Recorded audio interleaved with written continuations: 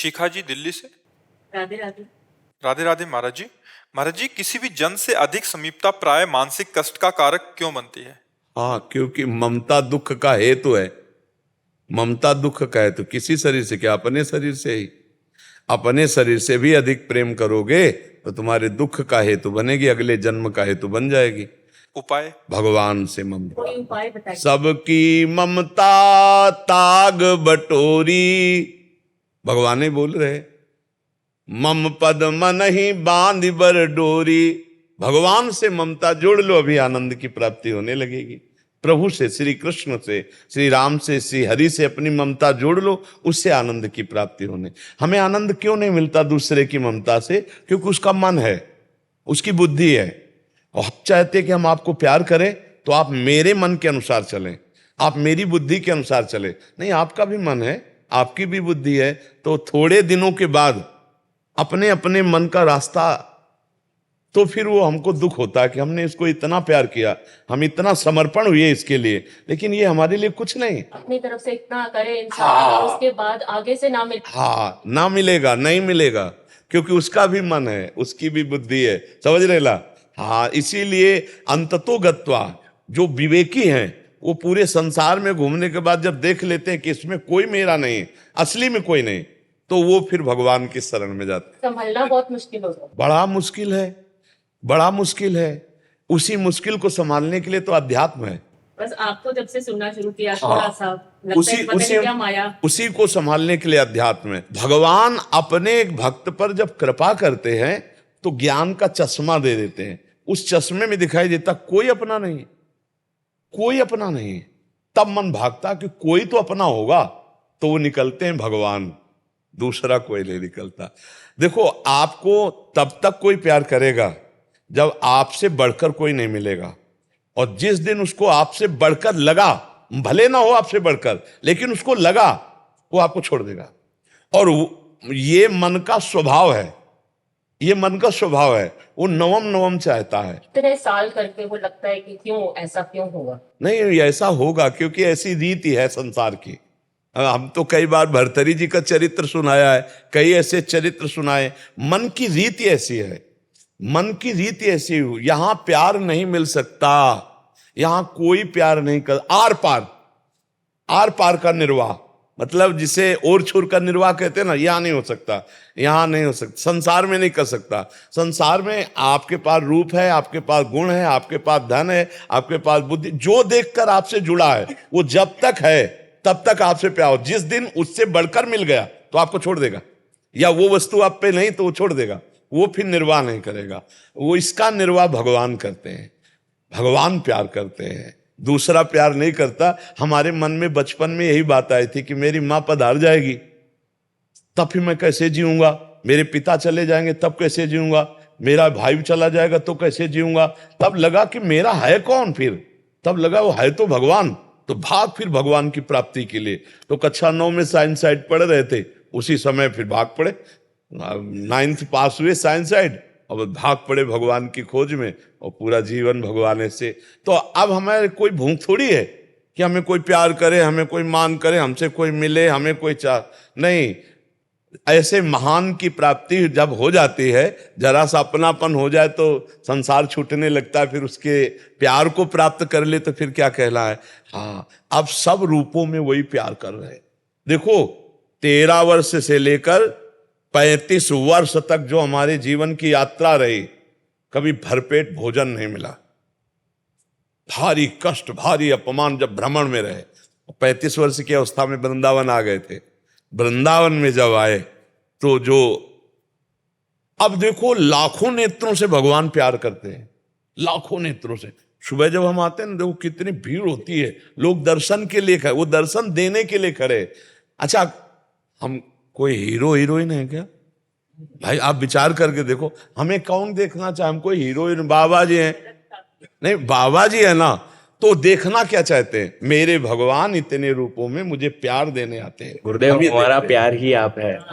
हम ये देखते हैं ना कि इन सब रूपों में मेरे भगवान प्यार करने आते, जिसके लिए हम जिंदगी भर, तो वो आज हमको आखिरी में। अब जीव जब भगवान से प्यार करता है, अब देखो, मरने का भी डर नहीं, क्योंकि मर के मैं उन्हीं से मिलूंगा जिनके लिए जीवन भर भजा हूं, तड़पा हूं, चला हूं।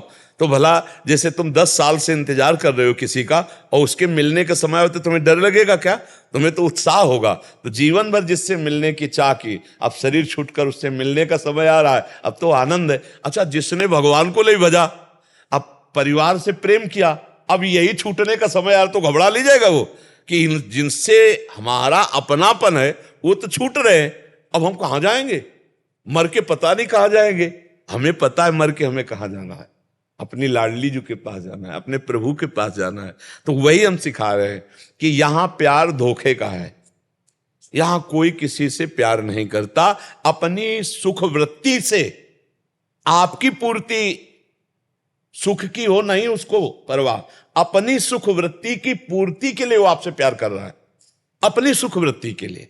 आप गौर से देखना, अपना मतलब निकल गया। बस बस। और ये जब बात आपको समझ में आ जाएगी कि मेरे से कोई प्यार नहीं करता, अब मैं उससे प्यार करूंगी जो सिर्फ मेरे से प्यार करता है, और वो भगवान है, वो सिर्फ भगवान है। पुनीत जी करौली राजस्थान से, राधे राधे महाराज जी, आपके चरणों में कोटि कोटि नमन। महाराज जी, मैं अपनी मनोदशा, आध्यात्मिक विकास तथा मानसिक शांति के लिए श्रीमद् भगवत गीता को पढ़ना चाहता हूँ, किंतु मुझे इसके नियमों का ज्ञान नहीं कि मैं इसको कैसे पढूं, क्या, क्योंकि कभी समझ नहीं है। वैसे पहले किसी संत से या भगवत प्रेमी भक्त से इसे सुनो बैठकर चुपचाप, और फिर स्वयं करोगे तो ज्यादा अनुभव होगा। आध्यात्मिक उन्नति के लिए, मन शांति के लिए प्रथम सुने भागवत भक्तमुख भगवत वाणी, भगवत वाणी गीता या भागवत, किसी भगवत प्रेमी महात्मा से सुने, ठीक है ना। अगर ऐसा अवसर नहीं मिल रहा तो पूज्य स्वामी श्री राम सुखदास जी द्वारा रचित बहुत सुंदर टीका की गई है, साधक संजीवनी नाम है उसका, वो खरीद लो और स्नान करके एकांत में पहले भगवान नाम जप करो और फिर पढ़ो अर्थ सहित। विस्तृत टीका है, फिर समझ में आ जाएगी। साधक संजीवनी टीका गीता पृष्ठ से मिल जाएगी, आप उसको खरीद लो। पूज्य स्वामी श्री राम सुखदास जी महाराज, नाम सुना होगा? नहीं सुना? हाँ, अभी नए जगत में आए हो तो नाम नहीं सुना। वो पधार चुके, अंतर ध्यान हो चुके, बड़े महापुरुष थे। गीता जी में ऐसी सुंदर टीका स्वामी जी महाराज ने की है, श्री स्वामी राम सुखदास जी ने, कि एक बार अगर ठीक से समझ कर पढ़ ले तो फिर और किसी टीका को पढ़ने की जरूरत ही नहीं पड़ेगी। बहुत सुंदर, विस्तृत, बढ़िया, आनंद में, मतलब जैसे नहीं कहते आनंद आ गया, रसोई चक्क बनी हो ना तो जैसे कहते आनंद आ गया, ऐसे स्वामी जी महाराज ने जो गीता जी की टीका की है, बिल्कुल सरल भाषा में दिव्यता खोल के रख दी गीता जी की। तो पहले तो नाम जप करो और किसी संत महाभागवत के मुख से गीता सुनो, और फिर एकांत में जब मनन करोगे तो ज्यादा लाभ मिलेगा। और गीता मनन करने के लिए सबसे पहला नियम है कि श्री कृष्ण भगवान को अपना मान ले, अपना स्वामी मान ले, मित्र मान ले, गुरु मान ले, सर्वस्व मान ले। यहीं से गीता जी प्रारंभ होती है, शिष्यस्तेहम साधिमाम प्रपन्नम, मैं आपका शिष्य हूँ, मैं आपकी शरण में हूँ। यहीं से भगवान गीता प्रकट करते हैं अपने श्रीमुख से। तो हम गीता का आनंद तभी ले सकते हैं जब भगवान को अपना माने। हे कृष्ण, हे करुणामय, आप ही हमारे गुरु हो, आप ही हमारे मित्र हो, आप ही हमारे पिता हो, आप ही हमारे सर्वस्व हो। और फिर गीता जी पढ़े कृष्ण के हो के, तब वो गीता समझ में आएगी। और वो अपने आनंद के लिए, अध्यात्म उन्नति के लिए, दूसरों को उपदेश देने के लिए नहीं, अपने अध्यात्म उन्नति के लिए। तब फिर गीता जी रंग, गीता का रंग आ गया तो फिर वो जीवन मुक्त कर देती है, गीता जीवन मुक्त कर देती है। समझ पा रहे? नाम जप करो, अच्छे आचरण करो, यही गीता जी की योग्यता है। मान लो बाहरी स्नान करके बैठ गए, फिर क्या है? बाहरी स्नान क्या है? हम बाहरी स्नान का ज्यादा महत्व तो नहीं रखते बच्चा, ऐसा नहीं 3 बार स्नान करते हैं, पर बाहरी स्नान का महत्व तो नहीं। त्रिकाल स्नान करते बचपन से, बस बाहरी स्नान का महत्व नहीं रखते, क्योंकि पता है यही शौच भरी है, नहीं शौच लघु शंका यही तो भरी, मूत्राशय मलाशय यही है। अब जैसे एक बढ़िया रेशम की थैली हो और उसमें शौच भर दी जाए और ऊपर से पैक कर दी जाए, अब आप उसको बढ़िया जल से धो लो, और अगर जिसको पता है इसमें शौच भरी है तो वो छूना चाहेगा क्या? लगेगा ना पवित्र है यार, तुम बाहर से 100 बार धो दो, है तो शौचा ही। तो एक चमड़ी का भर खेल है, नहीं है मलाशय मूत्राशय है, तो क्या पवित्रता? पवित्रता मन की, मन की पवित्रता। तन की पवित्रता तो चाहे जितना धो लो अपवित्र ही बना रहेगा। मन की पवित्रता, मन कैसे पवित्र होता है? मन अपवित्र होता है संसार को अपना मानने से, और मन पवित्र होता है भगवान को अपना मानने से। भगवान को अपना मानकर जब हम नाम जप करते हैं तो अपवित्र पवित्रो वा सर्वावस्थांगतो पिवह या स्मरेत पुंडरीकाक्षम सवायाभ्यांतर शुचि। वो बाह्य और अंतर से परम पवित्र हो जाता है जो भगवान को अपना मानकर कमल नयन श्री हरि का स्मरण करता है। तो भगवान को अपना मानकर उनका स्मरण करते हुए जब गीता पढ़ोगे तो भगवान समझा देंगे। सोई जाने जे देहु जनाए, जिसे भगवान अपना ज्ञान दे देते हैं वही सच्चा ज्ञानी होता है। ठीक है जी।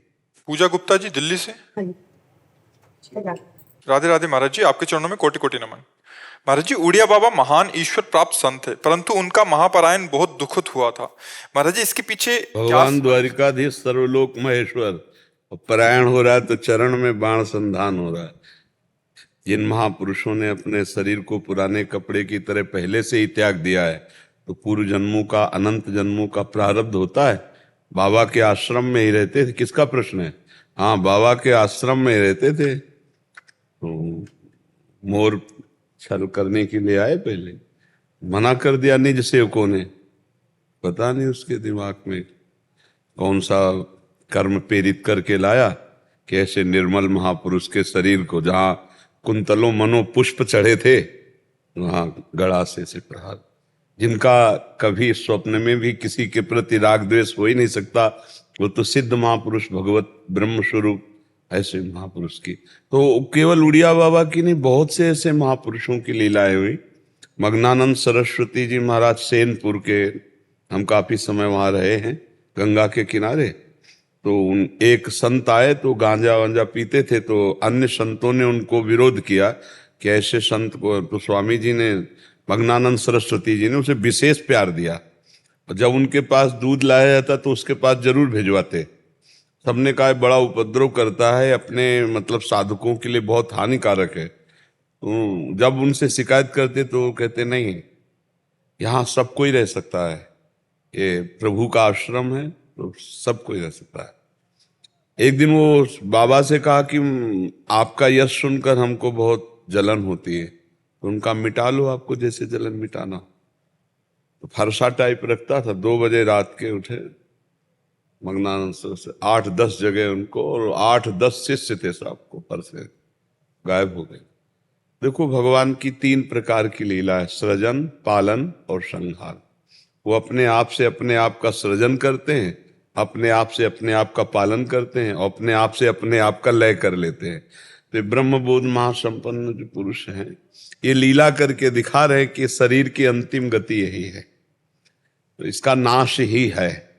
कुछ हमको उस पर ज्यादा नहीं जाना चाहिए। हमें देखना चाहिए जीवित अवस्था में हमारे द्वारा परम पवित्र आचरण हो, भगवत चिंतन हो। अब इसके बाद शरीर की क्या लीला होगी। बड़े प्रेमी महापुरुष थे बक्सर के मामा जी, और एक्सीडेंट में शरीर पूरा हो गया। गाड़ी से जा रहे थे कथा कहने, तो बस एकदम राधा फिर शरीर। और जानकी जी को बहन मानते, इसीलिए वो जगत मामा थे बक्सर वाले। तो बड़ा विचित्र है अंतिम लीलाएं। तो जो संयोग बना है प्रारब्ध का, इस शरीर का अंतिम, वो होगा। सुनो भरत भावी प्रबल बिलख कहो मुनिनाथ, हानि लाभ जीवन मरण जस अपजस विधि हाथ। ये विधान के हाथ है। अगर मरना है जैसे, तो वैसे मरना ये पक्का है। इसमें देखो, भगवान ने अपनी लीला संवरण करने के समय दिखाया ले, अयोध्यानाथ परिकर सहित सरयू में, और द्वारिकानाथ अपने चरणों में बाण का संधान से कर अंतर। तो भगवान का कौन सा प्रारब्ध है, लेकिन लीला है। अंतिम संहार लीला, संवरण लीला, ये ऐसी है। भगवान की बड़ी विचित्र लीला है। इसीलिए जीते जी भजन कर ले और शरीर से राग मुक्त हो जाए, यही खास बात है। बाबा तो जीवन मुक्त महापुरुष ब्रह्म स्वरूप थे, उनका तो कोई अंतर नहीं। प्रभजल इटावा से। महाराज जी, आपके चरणों में कोटि कोटि प्रणाम। महाराज जी, जिन दिनों में परेशान रहता हूँ, समस्या में रहता हूँ, उन दिनों में मेरे ईश्वर में खूब ध्यान लगता है, और जब मैं खुश होता हूँ तो ध्यान की कमी हो जाती है। महाराज जी, क्या ये मानव स्वभाव है या यही स्वार्थ है? अभी भगवान में ध्यान लगा नहीं बच्चा, नहीं अनुकूलता प्रतिकूलता और सुख दुख का कोई महत्व नहीं, ऐसा नहीं है। पर दुख में गाढ़ चिंतन तुम्हारा होता है और सुख में चिंतन भूल जाते हो, मुझे विश्वास ही नहीं होता। क्योंकि जब गाढ़ चिंतन होने लगेगा तो फिर उसका स्वाद मिलेगा, और स्वाद मिलेगा तो उससे बढ़कर सुख क्या है? फिर कौन सा सुख है जिसमें तुम प्रभु को भूल जाते हो? हम प्रभु को तभी भूलते हैं जब प्रभु से ज्यादा हमें कुछ अच्छा लगता है। आप देखना भाई, किसी वस्तु को हम तभी त्यागते हैं जब उससे श्रेष्ठ मिल जाए। तो प्रभु के गाढ़ चिंतन से श्रेष्ठ कोई सुख लगा, इसका मतलब स्वाद ही नहीं मिला। अगर स्वाद मिला होता तो त्रिभुवन की राज्य लक्ष्मी देने पर भी जो आधे पल के लिए प्रभु का विस्मरण ना करे उसे भगवान का भक्त कहते हैं। तो अभ्यास आपने शुरू किया है, अभी कोई स्वाद तो मिला नहीं, तो इसलिए जब संसारिक अनुकूलता मिलती है तो हर्ष आ जाता है, और हर्ष में फूल करके प्रभु को भूल जाते हो। और जब प्रतिकूलता आती है तब लगता है अभी समस्या का समाधान तो भगवान ही है, तो हम भगवान का स्मरण करने लगते हैं। वो कोई प्रेमी का भजन नहीं है, वो एक परिस्थिति का भजन है। लेकिन अच्छा है, किसी भी भाव से भगवान से अगर हमारा चित्त जुड़े तो मंगल ही होता है। तो अब आप विचारवान बनो, क्योंकि अब संत संग मिला कि कौन सी ऐसी वस्तु है जो हमें भगवान को भुलवा देती है, कौन सा ऐसा व्यक्ति है, कौन सी ऐसी घटना है, कौन सा ऐसा सुख है जो हम भगवान से भी श्रेष्ठ माने। तो जिस समय हम भोजन कर रहे हैं, जिस समय हम किसी से बातचीत कर रहे हैं, जिस समय हम किसी भी भोग को स्वीकार कर रहे हैं, उस समय में खास भगवान के नाम को पकड़ना चाहिए। एकांत में या दुख के समय जब तुम्हारा मन लग जाता है तो बड़े सौभाग्य का विषय है। अब हमको देखना, चलते हुए, बातचीत करते हुए, स्नान आदि क्रिया करते हुए, या भोजन करते हुए, या किसी भी क्रिया में भगवान का विस्मरण होता है। उनको जिनका अभ्यास दृढ़ नहीं है, हमको इन्हीं में अभ्यास करना है। जब अभ्यास दृढ़ हो जाएगा तो उठते बैठते चलते फिरते खाते पीते सोते जागते हर समय हमारी स्थिति भगवान में रहेगी, क्योंकि भगवान से बढ़कर अब हमारी दृष्टि में कुछ नहीं है। और जब तक भगवान से बढ़कर कुछ है तब तक विस्मरण है, पक्का है नहीं? आप देखो ना, मतलब आपके मिलने पर हमें भगवान की स्मृति गई, भूल गए तो आप श्रेष्ठ हो गए ना, भगवान लघु हो गए। मतलब हमारा इतना गिरा हुआ स्तर भगवान के लिए है कि नारकी भोग मिले तो भी हम छोड़ दें। मलमूत्र जनित देह जनित राग और इन द्वारों को भोगने का तो हमें भगवान का विस्मरण हो जाएगा। मतलब कितना हम कमजोर जगह में भगवान को बैठा ले गए। तो हमें भगवान को सर्वोच्च स्थान पर रखना है। वो तभी माना जाएगा कि आपने भगवान को सर्वोच्च स्थान पर रखा जब किसी भी घटना, परिस्थिति, व्यक्ति, वस्तु, स्थान, चाहे वो अनुकूल हो या प्रतिकूल हो, भगवान का विस्मरण ना हो। सारे आचरण भगवान के अनुकूल हो और हम भगवान का जरा भी विस्मरण बर्दाश्त ना करें तो फिर हमारी स्थिति आ जाएगी। पर अच्छा है, हम आपको धन्यवाद देते हैं कि आप इस नई अवस्था में और भगवान की तरफ चल रहे हैं। जहाँ प्रमाद स्थिति, काम आदि दोषों से युक्त होकर व्यसन आदि में बच्चे जाते हैं, वहाँ तुम भगवान की तरफ चल रहे हो।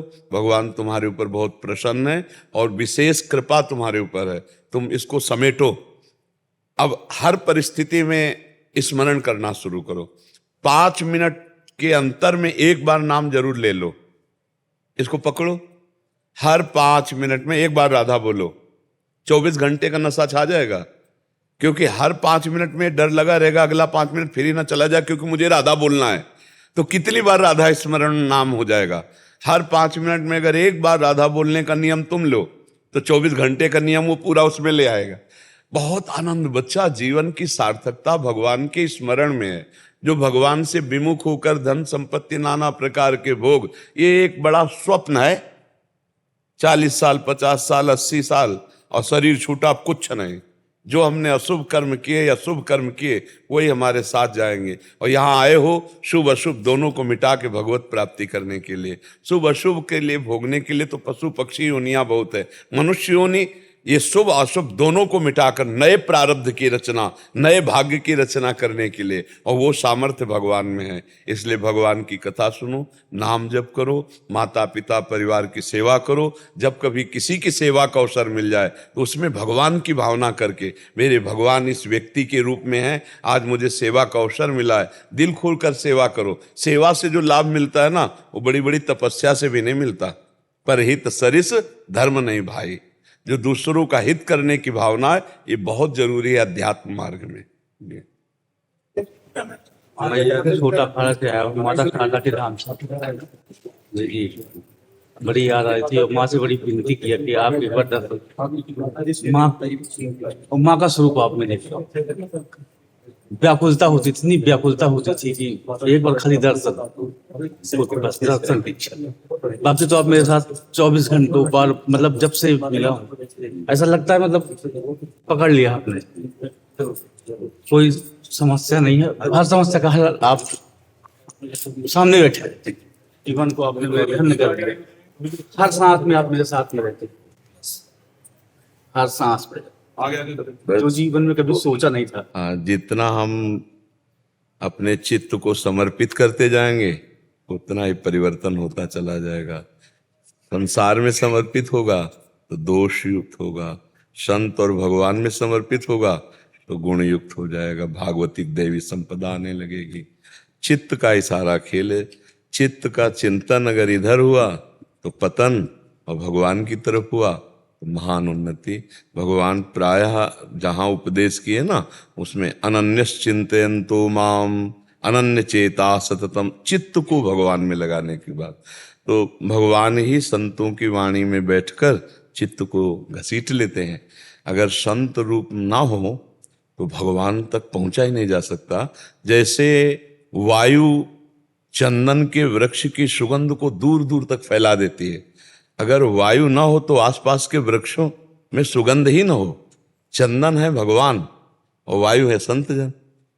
जैसे वायु सुगंध लेकर सबकी घ्राणेंद्रिय तक पहुंचा देती है, ऐसे भगवान का आनंद संत जन अपनी वाणी से, अपनी चेष्टा से, अपनी दृष्टि से सब में फैला देते हैं। भगवान है समुद्र और संत है मेघ। जैसे समुद्र से खारे जल को घसीट कर किरणों के द्वारा, और जब वो बादल बन के बरसता है तो मीठा जल बरसता और सबको प्राप्त होता है, पशु पक्षी फसल सबके पीने योग्य हो जाता है। ऐसे ही भगवान आनंद समुद्र हैं, और उस आनंद समुद्र का अवगाहन भगवान के संत जन उनके नाम रूप लीला धाम ऐसे खींच के और ऐसे बरसाते हैं, जगत को आनंद प्रदान करते हैं। तो भगवान की जब अतिशय कृपा होती तो संत समागम होता है, और संत की जब कृपा होती तो चित्त भगवान में स्थित हो जाता है।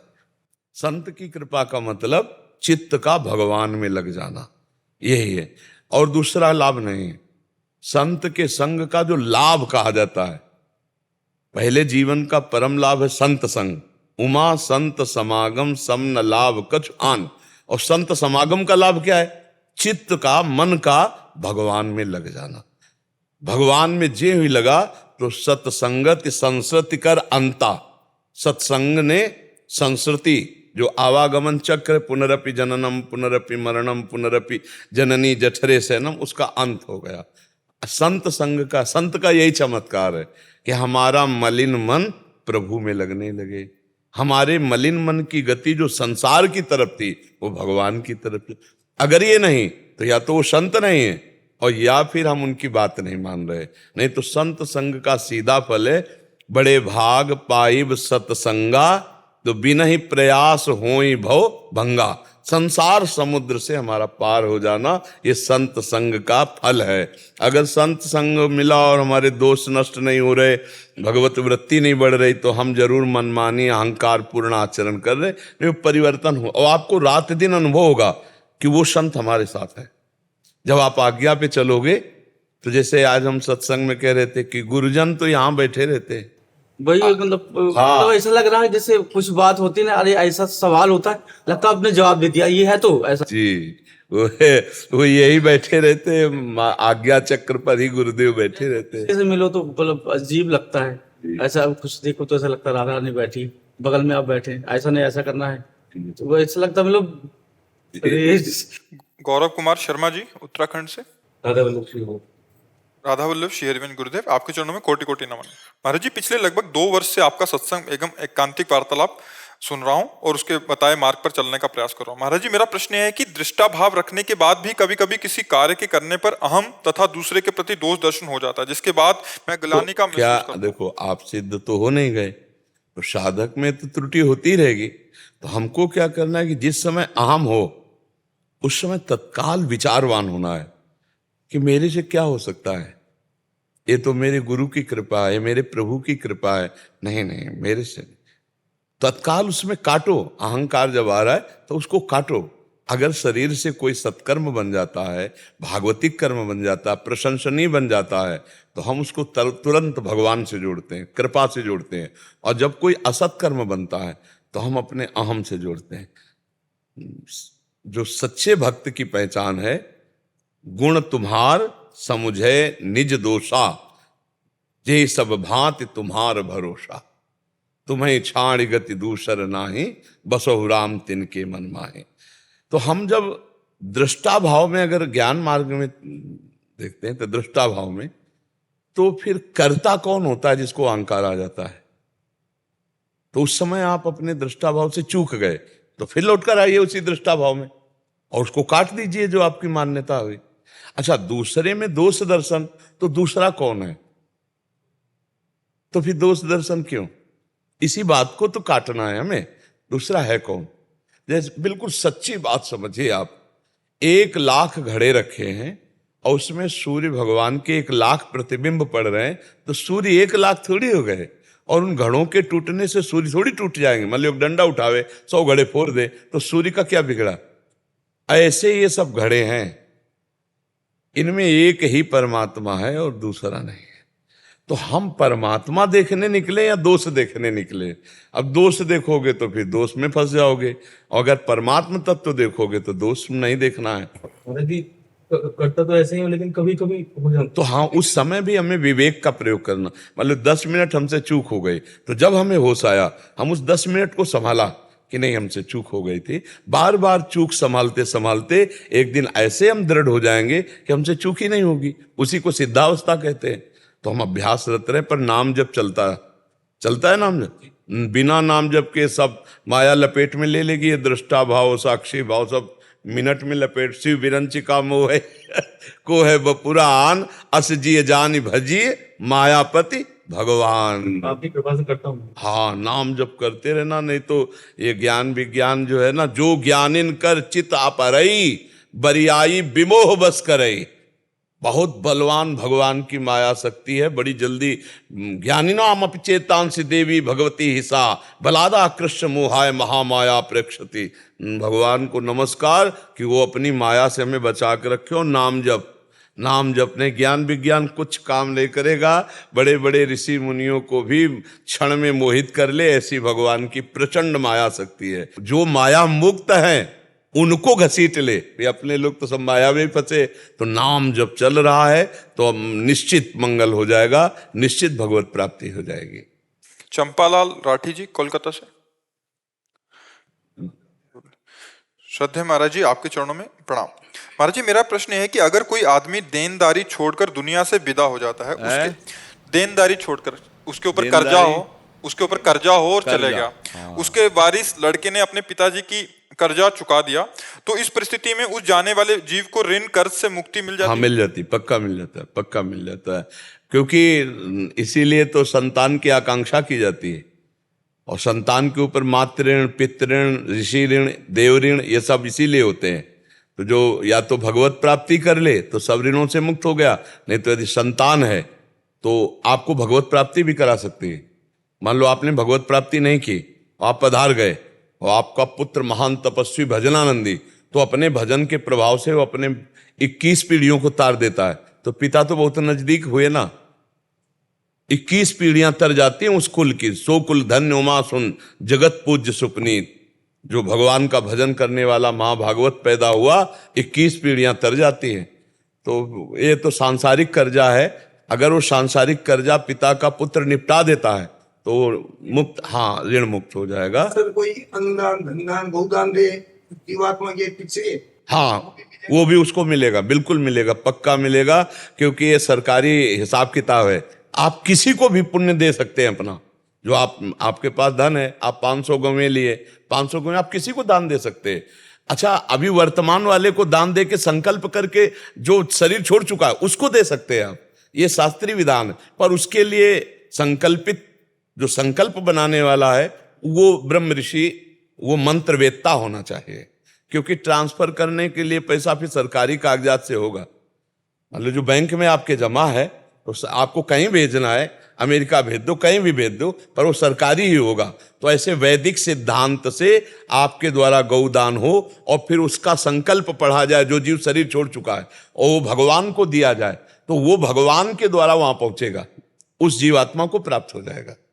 ये विधान तभी तो पिंडदान किया जाता है, गौदान किया जाता है, शरीर पूरा होने वाले के लिए भागवत कथा कराई जाती है, भंडारा पवाया जाता है कि ये सब पुण्य उसको प्राप्त हो। हाँ, बिल्कुल मिलेगा, मिलेगा। संकल्पित जब करके दिया जाता है उसको मिलता है। महर्षि, ये तो पिंडदान और गौदान आदि हो गया, ये शास्त्रीय पद्धति के अनुसार पंडित जो भी होते हैं कर्मकांड के हिसाब से। महर्षि, जैसे आपने बोला कि नाम जब भी हम ट्रांसफर कर सकते हैं, ये तो सीधे भगवान को समर्पित करो, वो भगवान वहां पहुंचा देंगे। सीधे आप उस जीवात्मा को नहीं दे सकते, ये सरकारी नियम। जैसे आप 1000 नाम जप किया, पहले भगवान को समर्पित करें, हे करुणामय श्री कृष्ण चंद्रजू, ये नाम हम आपके चरणों में समर्पित करते हैं, इस नाम का फल हमारे पिता को मिल जाए, हमारे बाबा को मिल जाए, हमारे अमुक को मिल जाए, वो वहां ट्रांसफर हो जाएगा। कोई भी भगवान का जो सेवा कार्य है, भजन कार्य है, किसी को भी आप दे सकते हैं। और इसमें परम लाभ ये कि उसका तो लाभ हुआ, अब इस दान का फल आपको मिलेगा। अब जैसे कहते कि हमने अपना भजन दे दिया, अब हम तो खाली हो गए। नहीं, आपने उसको भजन दिया, उसका कल्याण हुआ, लेकिन उसको भजन देने का जो दान का फल है वो लौटकर आपके पास आएगा, कई गुना बढ़ करके आएगा। पर इतनी हिम्मत होनी चाहिए, पहले इतनी हिम्मत होनी चाहिए कि अपना भजन, अपना पुण्य हम किसी को दान कर दे, फिर उसका फल लौटकर आपके पास डबल होकर आएगा, जो और आनंद प्रदान करेगा। तो अब ये तो अपने लिए भजन नहीं करे, दूसरे के लिए कौन भजन करेगा? आप सोचो, अपने लिए भजन नहीं हो रहा, यहाँ अपने लिए सब सुख वांछा से परेशान है, तो दूसरों के लिए, पुरखों के लिए, जिंदा बाप को तो कवल नहीं दे रहे, मरे हुए को गौदान पिंडदान कौन करेगा? अब आज का समय आप देख लो, ऐसा हो रहा है। वो तो जिनको धर्म का ज्ञान है वो बात अलग है, नहीं आज के बच्चे ऐसे हो रहे, माता पिता की बिल्कुल मान्यता नहीं कर रहे, चाहे मनमानी ब्याह के लिए हो, चाहे मनमानी आचरणों के लिए हो, चाहे मनमानी कहीं भी, वो उनकी आज्ञा, उनका मतलब आदेश पालन करें, ऐसा। और बड़े बूढ़े माता पिता का अपमान कर रहे हैं, यहाँ तक कि हाथ उठा देते हैं, यहाँ तक कि घर से निकाल देते हैं। तो जो कोई इस अध्यात्म से जुड़ा है वही ये बातें सोचेगा कि हम अपने माता पिता का उद्धार करें, अपने माता पिता के लिए गौदान करें, श्रीमद् भागवत का पाठ करावें, या संतों को भोजन कराएं, उसका फल उनको प्रदान हो, गौ सेवा करें, उसका फल उनको हो। नहीं तो आजकल के बच्चे तो अपने वासनाओं की पूर्ति में ही ज़्यादा, वो पितृण, मातृण, देवऋण, ऋषि ऋण, इनसे कोई मतलब नहीं है, धर्म से कोई मतलब नहीं है।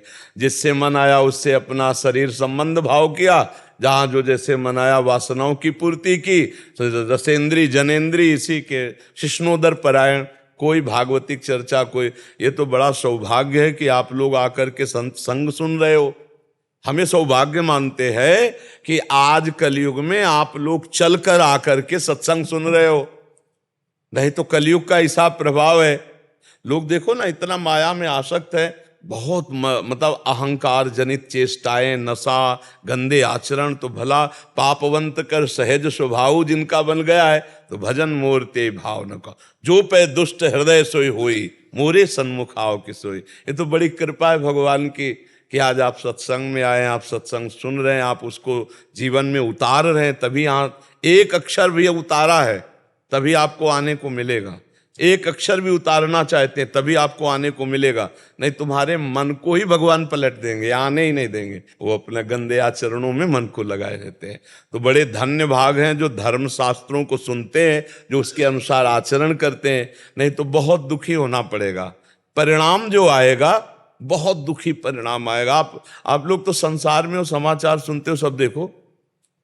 अब देखो, जीव, हर जीव बचना चाहता है। अब छोटा सा मुर्गा है, बकरा है, अन्य जीव हैं, ये जो काट काट के खा रहे हो, तुम्हारा पाप नहीं बढ़ रहा, तुम्हें भोगना नहीं पड़ेगा, ऐसे भोगना पड़ेगा। अच्छा, अब ये पूरा मूल नहीं हिसाब किताब हुआ। शरीर छूटने के बाद अब जब जज के पास जाओगे, धर्मराज, वो न्याय अलग है। ये तो अभी ब्याज है, मूल तो वहां है। जो रास्ते में पिटाई होती है ना पुलिस करती, वो कोई न्याय थोड़ी पूरा हो गया, न्याय तो वहां जज के सामने होगा। ये तो तुम्हें ले जाने की पधरावनी है, यह पधरावनी है। बहुत संभल के, कर्म बहुत होश में। तो आज का जो नौजवान है वो बहुत कृपा कर रहा है कि सत्संग सुन रहा है, अपने को बदल रहा है। जैसे नवयुवक भाई आते हैं ना, कहते हैं महाराज जी हम आपको धन्यवाद देते हैं, ऐसा वैसा, तो हम हाथ जोड़ के कहते हैं भैया तो धन्यवाद के पात्र आप लोग हो जो बात मान रहे हो। तो ये तो बहुत बड़े अच्छे विचार हैं कि अपने बुजुर्गों के लिए दान पुण्य करना, उनके लिए भगवत उद्धार की बातें करना। वर्तमान में विराजमान माता पिता की सेवा करने को बच्चे तैयार नहीं हैं। महाराज जी आपके सत्संग से समाज में युवा पीढ़ी का बहुत कल्याण होती है। हाँ, भगवान की व्रत तो है, ये कोई बात नहीं है। जी जी युवा पीढ़ी का बहुत जबरदस्त कल्याण होती है। जी जी, वो ये सब श्री ठाकुर जी महाराज की कृपा है कि भाई लोग हमारी बात मान रहे हैं। नहीं कोई ऐसा जादू तमाशा नहीं है, ये बात मान रहे हैं, ये कृपा कर रहे हैं। तो युवा भाई हमको प्यार दे रहे हैं, हमारी बात मान रहे हैं, तो भगवान उन पर कृपा करे, भगवान उनकी बुद्धि शुद्ध करे, शरीर स्वस्थ रखे, वो समाज सेवी, राष्ट्र सेवी, परिवार सेवी बने, जिससे उनका भी मंगल हो, हमारे समाज का मंगल हो। महाराज जी आपकी वाणी शुद्ध देसी घी है, जिसको सब लोग पान कर रहे हैं। हाँ, मतलब हम ज्यादा पढ़े लिखे तो है नहीं, गांव में पैदा हुए, बचपन से गंगा किनारे रहे पूरा जीवन। अब भगवान ने सेवा दी है, तो अब जैसे जो टूटी फूटी बात आती है, अनुभव की बात, इसमें ये बात खास जो बात है उसमें ये है कि खाई हुई बात है, केवल पढ़ी हुई बात नहीं है कि भाई हमने हलवा का पढ़ा लेकिन कभी चखा नहीं, वो बात नहीं है। हम पहले हलवा बना के पाया है, फिर हलवा बनाने का वर्णन किया है। तो वह ये जो बात जहाँ कुछ पाई भर रंग ला रही है, उसका कारण है कि जो हम आपको कह रहे हैं, ये जीवन हमारा पूरा भगवान की कृपा से उसी मार्ग में चला है, और उसी मार्ग में चलकर तब वो बात, नहीं तो बातें तो यही सब जगह होती है, सत्संग में नहीं होती। रंग तभी आता है जब भजन हो, तो भजन और बात दोनों मिलके आपका परिवर्तन कर सकते हैं। मैं न्यूजीलैंड से आया हूँ जी, सिर्फ एक हफ्ते के लिए, सिर्फ आपको देखने, आपका चेहरा खींच के लेकर आया वहां से। 10 दिन पहले मैं न्यूजीलैंड में घर पे बैठा था और मुझे पता नहीं था कि मैंने आपके पास जिंदगी में पहली बार वृंदावन आया हूँ। बड़ी कृपा श्री जी की। 2018 में मेरा एक्सीडेंट हो गया था जी, मेरी रीढ़ की हड्डी 8 टुकड़ों में खत्म हो गई थी, और मैं दुनिया का तीसरा इंसान हूँ जो रीढ़ की हड्डी टूटने के बाद आज आपके सामने खड़ा भी हूँ। न्यूजीलैंड में इकलौता हूँ जी। मुझे ऐसे लगता है मेरा जो ये जीवन है आज आपको मिलने के बाद सफल हो गया। ये भगवान की बड़ी कृपा है। भगवान की नाम जप करना और आनंदित रहना, ठीक है।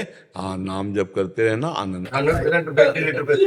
हाँ बिल्कुल बिल्कुल, नहीं भगवान कर तुम अन्यथा कर तुम है वो। हाँ, वही उनका चमत्कार तो है ना।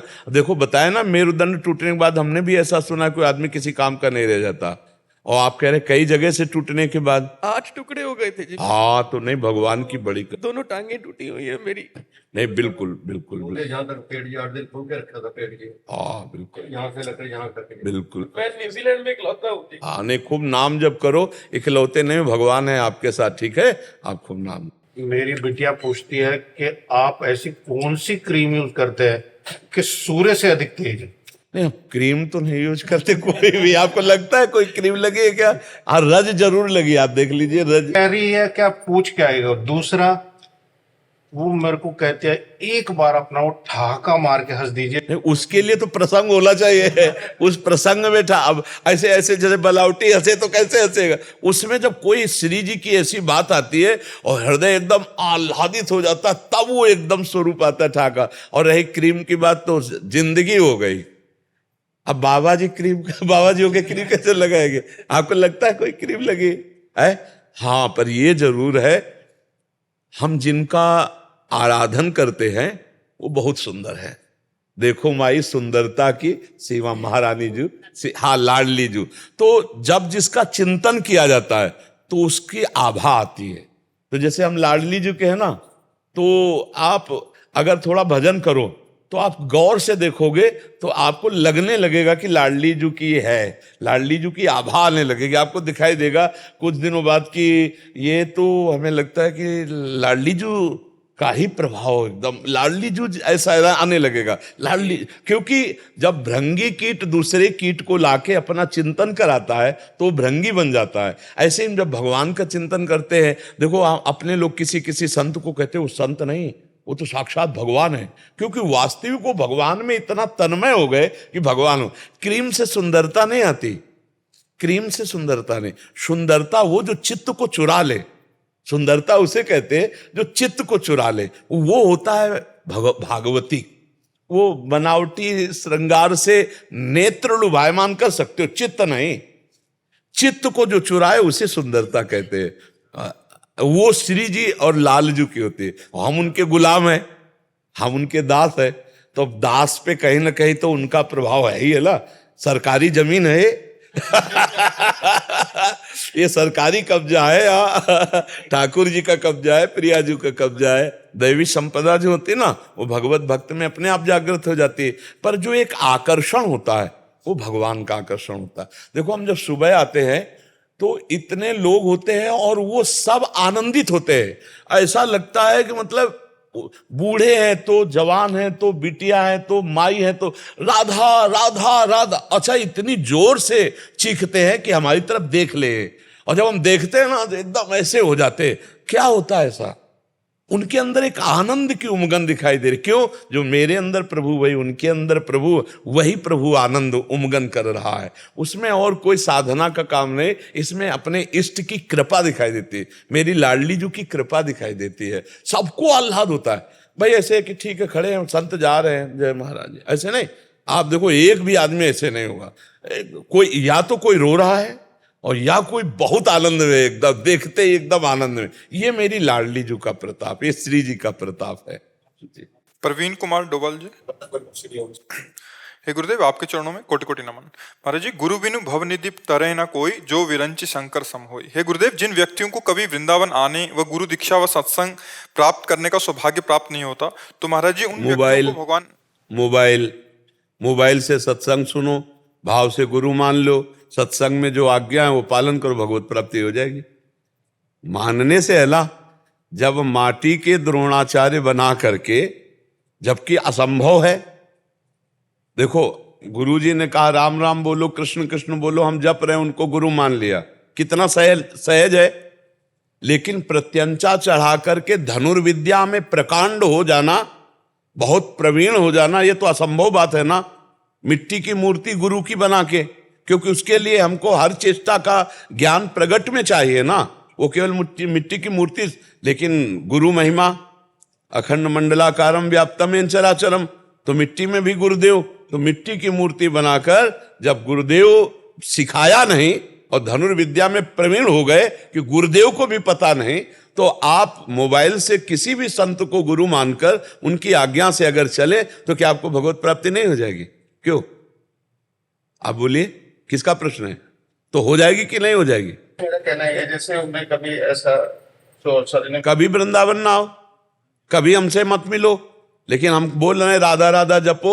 अब ये अगर अमेरिका में तुम्हें सुनाई दे राधा राधा जपने लगो और हमारी आज्ञा से चलने लगो, पराई माता बहनों की तरफ व्यभिचार दृष्टि मत रखो, मांस मदिरा मत पियो, सात्विक वृत्ति से रहो, वहीं भगवत प्राप्ति हो जाएगी, अमेरिका में वृंदावन मिल जाएगा। लेकिन महाराज हम क्या कर सकते हैं अंध व्यक्तियों के लिए? ये कह रहे हैं कि आगे लिख रहे हैं कि क्या मैं भी उनके लिए नाम जप कर सकता हूँ, सबके लिए? देखो संत महात्मा तो सबके लिए जपी रहे, सर्वे भवन्तु सुखिनः सर्वे सन्तु निरामया। पहले आप छक लो, आप भगवत प्राप्ति कर लो। आप इतना छक कर नाम जप करो कि आपको भगवत साक्षात्कार हो जाए, तो पूरे त्रिभुवन में कहीं कोई और है ही नहीं भगवान के सिवा, तो किसका कल्याण करोगे? गीता में भगवान जी कह रहे मत्ता परतरम नान्यत् किंचित् अस्ति धनंजय, मेरे सिवा और कोई है नहीं। तो भ्रम अपना मिटाना है, दूसरों का नहीं। भगवत प्राप्ति अपने को करवा ली, दूसरों को नहीं। हमारा चश्मा जे ठीक हुआ तो जित देखूं तित श्याम मई है।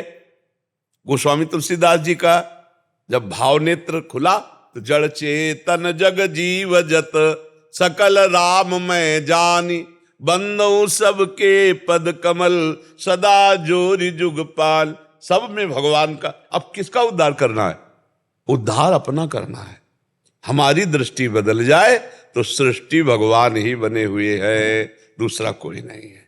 और जब हम में भगवत प्राप्ति का रंग चढ़ेगा ना, तो आपके स्पर्श से, आपके दर्शन से, आपके संभाषण से, आपकी छोटी छोटी चेष्टाओं से लोगों का कल्याण शुरू हो जाएगा।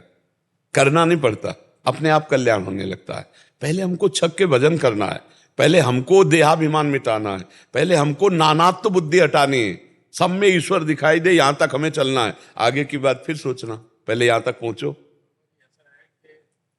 हर 3 महीने में बैटरी डिस्चार्ज हो जाती है, फिर आपके कारखाने में आके इसको चार्ज कर लेते हैं तो अच्छा लगता है। नहीं तो वहां पर पड़े रहेंगे ठीक है, लेकिन यहाँ पर आपसे दर्शन नहीं, इनका प्रश्न था कि जो आ नहीं सकते, जो मान लो नहीं आ सकते हैं, तो उनके भी कल्याण, और जो आ जाए तो अब फेस टू फेस जो बात है, अब वो हाँ वो कैसे है, मोबाइल का गुलाब जामुन और दुकान से अंतर हो गया।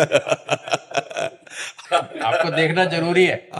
अब जो नहीं आ सकते तो फिर उपाय तो बताया जा सकता है ना, उनका कल्याण नहीं रुकना चाहिए, कल्याण हो जाएगा। संत वचन मानने से कल्याण हो जाएगा। आप मान लो तो वृंदावन वहीं पहुंच जाएगा, संत वहीं पहुंच जाएंगे। मान लो हम नहीं जाते तो कोई ना कोई संत तुमसे मिलेगा, तुम्हारा कल्याण करेगा। जब कोई जीव व्याकुल होता है अपने कल्याण के लिए, तो भगवान उसके अंतर में बैठे हुए हैं, वो ऐसे ही मिला देते हैं, या बुला देते हैं या भिजवा देते हैं, वहीं पहुंचा देते हैं। वो भगवान विधान बनाते हैं। पर जीव के अंदर कल्याण की इच्छा जागृत तभी होगी जब सत्संग होगा। अगर संत संग ना मिले तो कल्याण की इच्छा ही नहीं हो सकती। क्यों? आप विचार करो। बाबा जी, एक ऐसी चीज है, संत ज्यादातर वृंदावन में ही मिलते हैं, अपने वहां पर संत ढूंढने से नहीं मिल रहे अभी।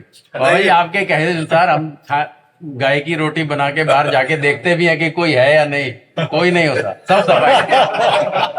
देखो, पहले सब संत सुखी विचरंतमयी, आप संत विचरण करे तो कह रहे बच्चा चोर, मार डालते 2-2 3-3 संतों को। तो अब संतों को भी तो लगने लगा कि भाई अब जाएंगे हम रोटी मांगने, कहेंगे बच्चा चुराने आए तो मार डाला जाएगा।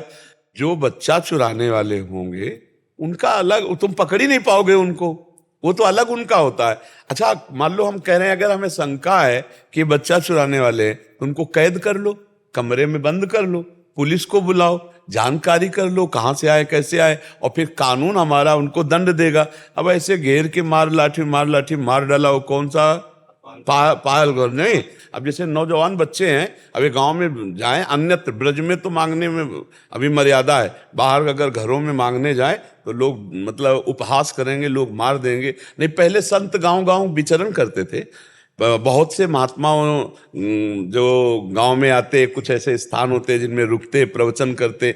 अब तो हाँ, अब तो बड़ा मतलब विचित्र खेल है। तपसी धनवंत और दरिद्र ग्रही, कलि कौतुक तात लजात। अब तो भैया मतलब बड़ी विचित्र व्यवस्था है। हाँ, बहुत कलयुग का बड़ा भजन करके निकल जाओ, यही खास बात है। ले तो फसाओ, हर गली में फसाओ है, हर कदम में फसाओ है। भगवान की प्राप्ति बड़ी कठिन है। आपके आदेश अनुसार रोज घर के बाहर जाके देखते हैं, कोई संत नहीं। समय हो गया ना, इसे आप नहीं मिलेंगे। हाँ, आप नहीं मिलेंगे, अब ऐसे नहीं मिले, बहुत कठिन हो गया। अब जो संत जन है वो अपनी अपनी गुफा, अपने अपने मकान बना करके चुपचाप भजन कर रहे हैं, क्योंकि कलिकाल का ऐसा प्रभाव है। अब ये काशी है, हरिद्वार है, वृंदावन है, अयोध्या है, अब हाँ, अब ऐसे संत जन पाए जाएंगे। अब भ्रमण, इसीलिए यहीं पर आने का दिल करता बाबा जी। हाँ, नहीं तो आओ। जिनको नहीं आने को मिलता वो मोबाइल से सुन ले, लेकिन जिनको आने को मिलता है सौभाग्य तो धन्य भाग है। आना चाहिए महीने 2 महीने में, जिनको सुविधा है एक बार जरूर आ जाना चाहिए। दर्शन, संभाषण, बिहारी जी, राधा वल्लभ जी से आंख मिला ले, ये सौभाग्य मोबाइल से थोड़ी मिलेगा। अब जैसे ऐसे आप जो आनंद ले रहे हैं वो मोबाइल से थोड़ी मिलेगा। 3 महीने तक चलेगा बाबा जी, ऐसे ही सोचते मन में सोचते बाबा जी से बात हुआ। राधा राधा राधा राधा राधा राधा राधा राधा राधा राधा राधा